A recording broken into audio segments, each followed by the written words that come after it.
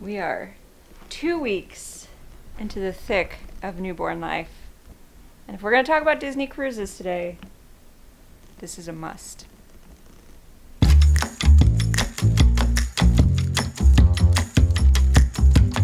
Welcome back, family travelers. Over the summer, we went on our very first Disney cruise. And we made some videos, but naturally, before we could get them out, this little gal was born. So, today we figured, since it's a little bit after the fact, we would maybe go back and look at some of the things that were helpful for us the first day we were there. So, boarding, what to do on the ship when you first get there, maybe even some things that can help you before you even leave for your trip. Boarding day is often one of the most exciting days of your cruise, and we're gonna help make it go smoother for you. So let's get right into it. I can't even think right now because I'm so tired, but it's okay. And then Brittany has me doing the what to do to prepare for the trip, and I think anyone who knows me knows that that's a mistake. But she told me what to say, so you know the information's good.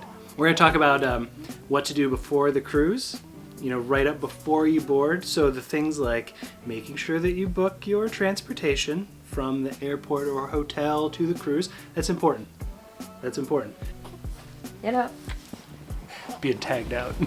Okay, I'm going to talk about the what to do before you leave for your cruise because, just as Nick said, he's not our best resource. Okay, and with that, let's get into it. So most of the planning takes place on Disney's website. After you book, you'll get all the login, and then everything is just right there on their website. So some of the things you can and should do before you leave are go on and just look at all of the different activities, so that includes things like port activities, but also things that you can book on the ship. Somebody wasn't ready for their nap. Some of the activities on board you don't need a reservation for. It doesn't cost extra. Those are things like the character experiences and the shows. But there are some activities on board that you'll want to make reservations for if you choose to partake in those. For example, the Bibbidi Bobbidi Boutique, that costs extra. And you do want to make a reservation in advance because it gets booked up pretty quickly. Now we have 6 options that you can choose from.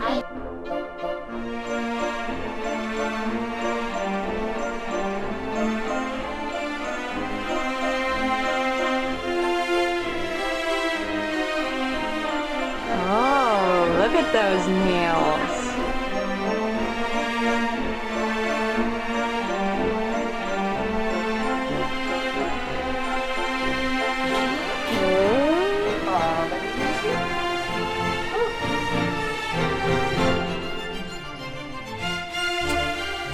If you want to do port experiences, those are all listed for each of the ports that you'll visit, and you can reserve those in advance. Some of them were actually booked up by the time we got into the website and looked around. So check those out as soon as you can as well. There's a royal tea experience. If you want to do that, that costs extra. So that's tea with some of the Disney characters. And then if you want any like spa treatments, of course, you can reserve those in advance also. Welcome to our spa room. Okay, that's cool. Like, you get the view of the ocean right here.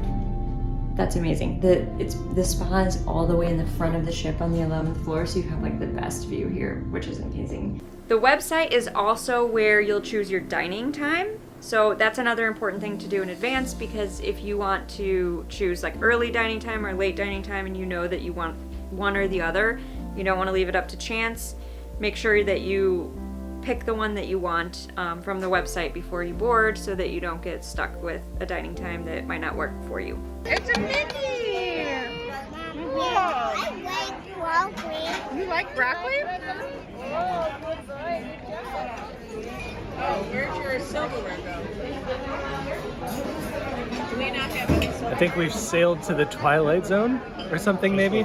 And then you also want to think about your transportation to the cruise terminal. So we ended up driving, but if you plan to fly in, you can look at transportation through Disney, or every city has different options. So just kind of decide what you want to do there and get that booked so that you don't have to last minute hurry and scramble and try to figure something out.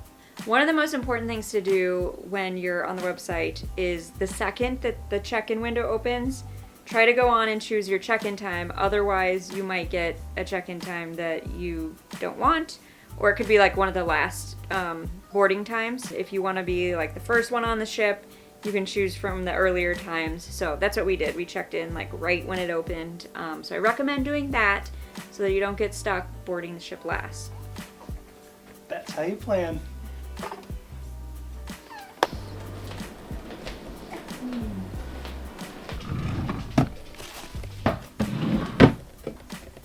No idea what the heck this thing is, but or where it's from rather. But it has magnets. Like, new parents, you'll understand the whole like zipper bullshit. Like, magnets. This is the way to go. I want one of these for me. I actually got one of those for me because they make magnetic tank tops for nursing. Well, you got magnets too? Oh yeah. Oh yeah. I got magnets. She has magnets. He does not have magnets. I want a magnet. The other kids don't have magnets, I want a but magnet. the company is called Magnetic Me, I think. Magnetic you, right? We got it as a gift, but then I thought it was cool, so I looked for other products. Too close. Nap time.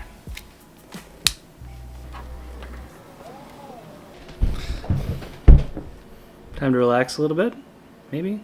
Talking about this really makes me want to go on a cruise again, or like, you know, get out of the house.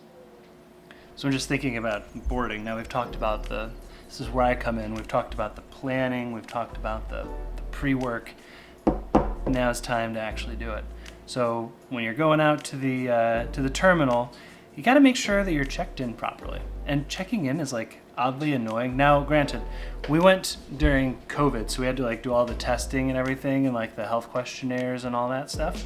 But even uploading all of our documentation, our passports, IDs, yeah, that was just a pain because you like would upload it and then they would like review it and then sometimes they'd reject it. So do that as early as you can. I can't tell you how annoying it is to have to do that twice or 3 times. Anyway, once you're checked in, you go through security. It's not as bad as like airport security, for example, but you know, it's still pretty rigorous. Go through, they're gonna take your bags, they're gonna look through everything. Now, make sure you take a carry-on because there are people that I know that don't do that to me. People that I know have I want to make sure that you're telling the story right. I'll tell. How it happened. I know my truth. How it happened. I know my truth. Versus how you wish it had happened. It was us. It was us. We did not put our wine in the carry-on and it got taken from us. And that was a very sad day. So I still take grief on that.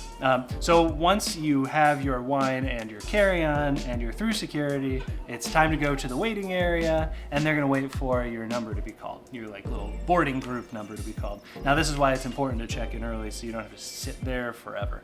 And if you're one of those people who are like, well, we got a later boarding time, but we'll just show up early and see what happens, you won't get on. That's what happens. Nothing happens. So just get an earlier sign-up time if you can. And then the boarding process is pretty easy.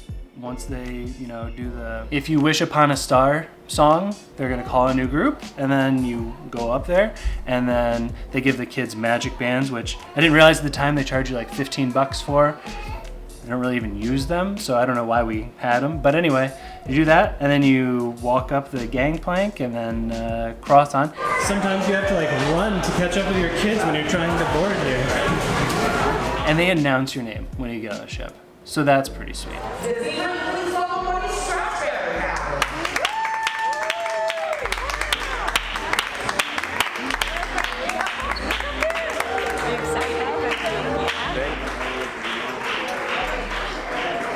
then everyone cheers, and then Mickey Mouse greets you from afar, and it's a cool thing. My God, though, the crowds when you get on at first, it is so packed because no one can get into their rooms, right? So everyone's out on deck and everyone's hungry, so everyone decided to get food. We were no exception. We were hungry and we didn't have a room, so we went to the buffet and we sat outside. There was like no room on the inside, which is fine. We went to Florida to be out in the sun. So it was nice. Got ourselves a nice meal. This is her like food plate.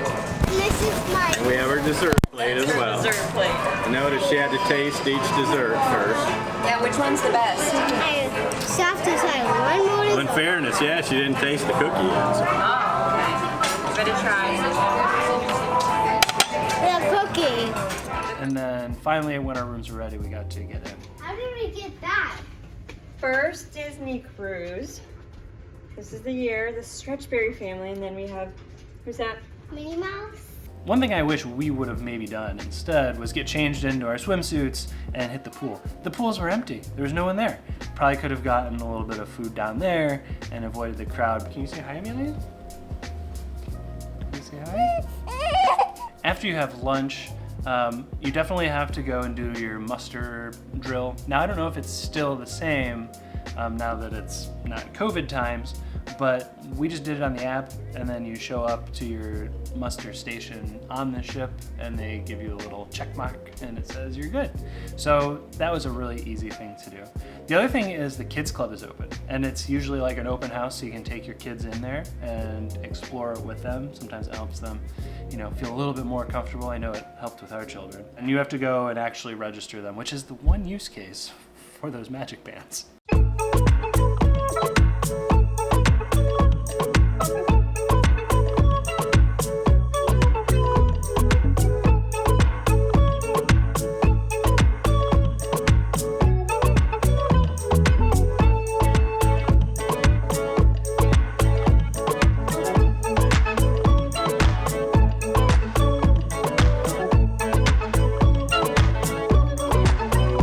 Sail away, hence the name Captain Mickey's Sail Away Party. That's kind of a fun thing. They had all the crew is out there, and by crew I mean the Disney crew, like Mickey and Minnie and all the gang, and everyone's up on the deck and dancing and having themselves a good time.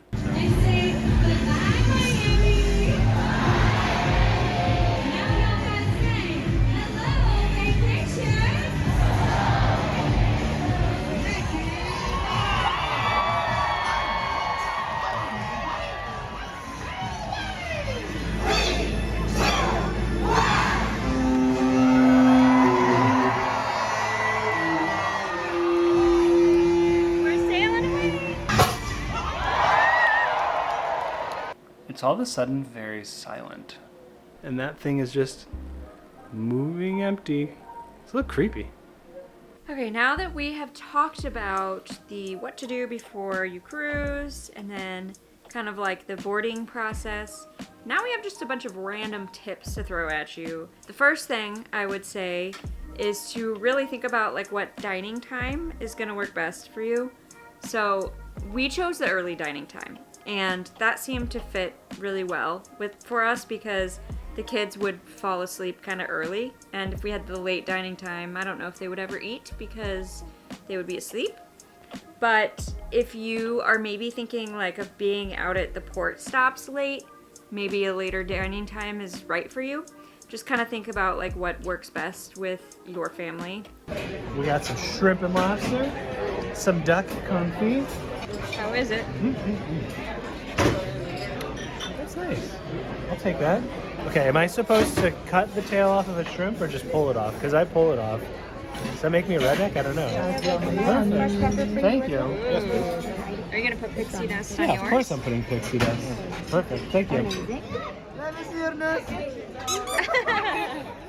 Bunny, bunny.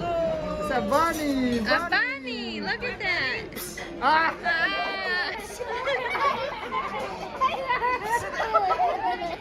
The second thing I would say is to fly in at least a day early. I know there are people out there who try to fly in the day that your cruise leaves, which is really risky because if your flight gets canceled or delayed even, it can cause a lot of problems. So play it safe, have an extra day vacation time, relax, then you don't have to stress out whether you're going to make it to the ship on time or not.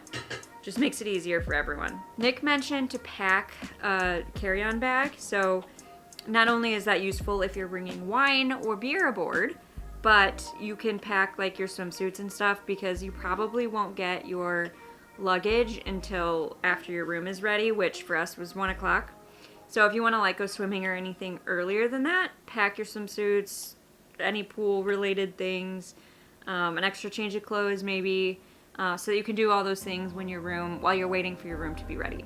Also, when your room is ready, your key will be waiting for you just right outside your room, so you don't have to like go anywhere special to pick that up. You just grab your key when it's there. That means your room is ready and you just are good to go. I know there are people out there who like to do like the buffets for dinner or just eat something fast and casual.